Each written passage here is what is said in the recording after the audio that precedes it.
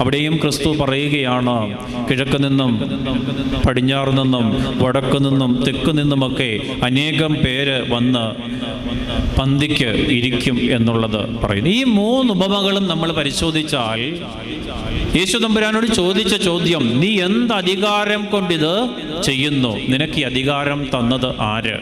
എന്നാൽ യേശു തമ്പുരാൻ പറയുകയാണ്, നല്ല കാര്യങ്ങളൊന്നും ഒരിടത്തും ആലേഖനം ചെയ്യുവാനായിട്ട് സാധ്യമല്ല. യേശു തമ്പുരാൻ പറയുന്നത്, ഒരു പിതാവിന് സ്വന്തം മക്കളുടെ മേലുള്ള അധികാരം അത് ഇന്ത്യൻ ഭരണഘടനയിലോ ഇന്ത്യൻ പീനൽ കോഡിലോ വല്ലതും രേഖപ്പെടുത്തിയിട്ടുണ്ടോ? ഇല്ല. അത്രമാത്രം ബൃഹത്തും ശക്തവുമാണ്. എന്നാൽ അത് നിയമസംഹിതയുടെ ഉള്ളിൽ നിൽക്കുന്നതായ ഒരു അധികാരമല്ല. അപ്രകാരമുള്ള ഒരു അധികാരമാണ് എനിക്ക് നിങ്ങളുടെ മേൽ ഉള്ളതെന്ന് യേശു തമ്പുരാൻ അവരോട് പറയുന്നു. രണ്ടാമതായിട്ട്, തൻ്റെ